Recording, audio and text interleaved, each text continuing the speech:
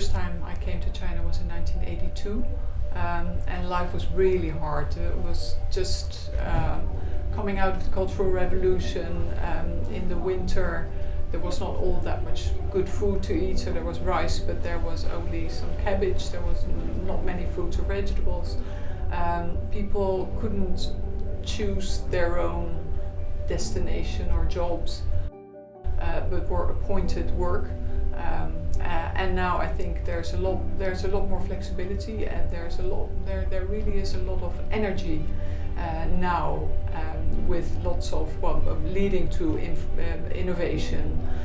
But I think also the fact that people can choose what they want to focus on also makes people have a better life. When I first started to come to China, but also to study China, it was a very inward-looking country, and not many foreigners would come. So I would be sort of a very curious, strange kind of person. People wanted to touch me just to feel what a white skin. So much energy has gone into improvement of people's lives, into economic activity that has benefited the whole world economy. So if you look at the world economy, China is one of the motors, one of the powerhouses. Also looking at the millennium goals, for instance, I think as a whole world we meet our targets partly because of what China is achieving. One of the things I like to say is that a lot of people in Europe still live in the 20th century. So in the Netherlands, in the whole education system, we learn a lot about the Netherlands, about Europe, about the US, and somehow China is very much a side stage. It's not the main act.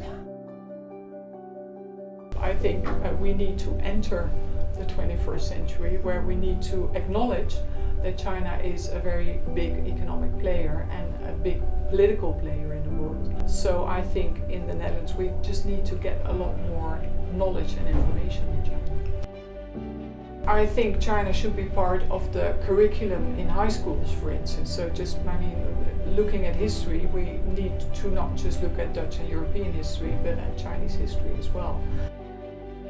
What I notice is that if, especially millennials, young people, they don't know very much about China, but once they get into contact with it, they are very curious.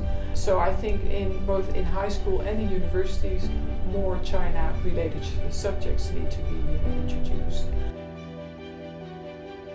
One example is one of the universities in Amsterdam has a course of international relations for first-year students. These are students that do not choose to study China, but international relations in general. They have a Model United Nations sort of game that they play, and one of the focuses is the South China Sea conflict. And what I've seen is that students who attend that course without actually choosing to focus on China, but after they've done so and they have to think what China's position is and try to defend different positions around that conflict, they become a lot more interested in China. So by just offering people who are not necessarily looking for information on China, by offering it in a different context, opens up curiosity.